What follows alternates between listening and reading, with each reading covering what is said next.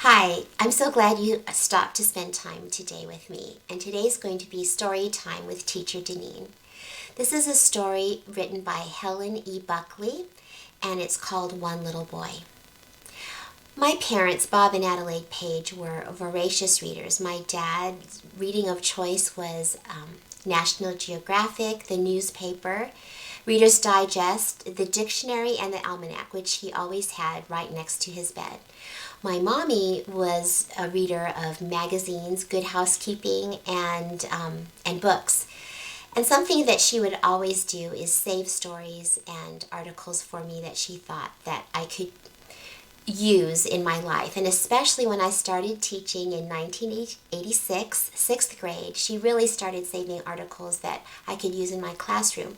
And this one she gave me in that year of 1986, and it has meant so much to me because it really has helped to form much of my philosophy on how children learn and how I want to teach them. There are times when I need my students to follow rules, like with letter writing. I need them to use the margins and indent properly. But there are so many times when I want them to create projects, art, even in math.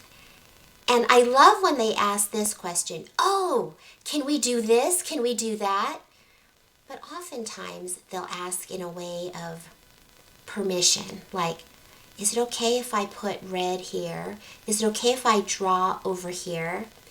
And I find it so frustrating at those times because I've already expressed over and over this is theirs to create as they choose. But after you hear this story, I think you'll understand why so many of our students feel they need permission when it comes time to create. Let's let Helen tell it best. One little boy. Once a little boy went to school. He was quite a little boy, and it was quite a big school. But when the little boy found that he could go to his classroom by walking right in from the door outside, he was happy. And the school did not seem quite so big anymore. One morning, when the little boy had been in school a while, the teacher said, "Today we're going to make a picture." Good, thought the little boy. He liked to make pictures, and he could make all kinds, lions and tigers and chickens and cows and trains and boats, and he took out his box of crayons and began to draw. But the teacher said, "Wait, it's not time to begin." And she waited until everyone looked ready. And I can just picture them seated so expectantly waiting. "Now," said the teacher, "we're going to make flowers." Good, thought the little boy, and he liked to make flowers, and he began to make beautiful ones with his pink and orange and blue crayons. But the teacher said, "Wait, and I will show you how." And it was red with a green stem. "There," said the teacher, "now you may begin." The little boy looked at the teacher's flower, and he looked at his own flower. He liked his flower better than the teacher's, but he did not say this. He just turned his paper over and made a flower like the teacher's. It was red with a green stem. On another day, when the little boy had opened the door all by himself from the outside, the teacher said, "Today we're going to make something with clay." Good, thought the little boy. He liked clay. He could make all kinds of things with clay. Snakes and snowmen, elephants and mice, cars and trucks, and he began to pull and pinch his ball of clay. But the teacher said, "Wait, it is not time to begin." And she waited until everyone looked ready. "Now," said the teacher, "we're going to make a dish." Good, thought the little boy. He liked to make dishes. And he began to make some. They were all shapes and sizes.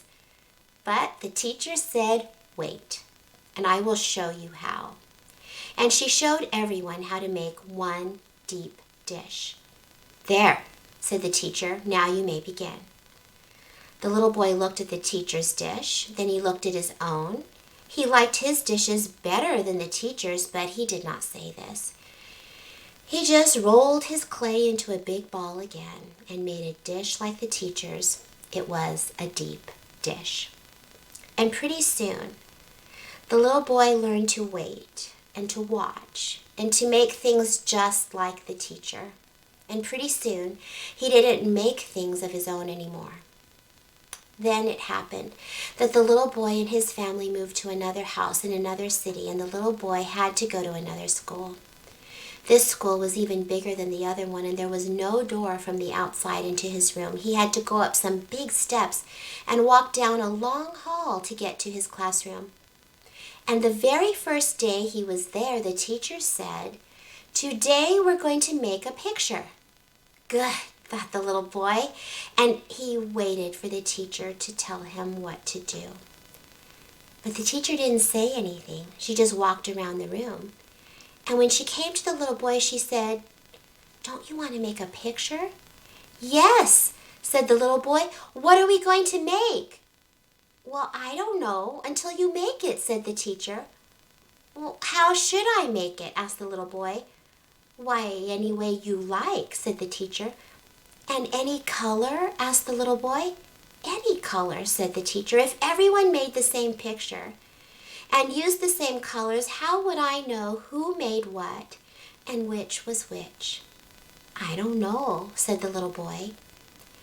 And he began to make a red flower with a green stem.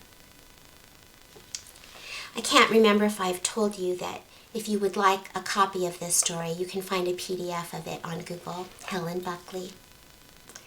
I've shared with you that I'm a saver, and I don't remember much from my first year of school. I remember the stress of nap time, getting on that ugly cold mat and worrying about whether or not I was going to fall asleep.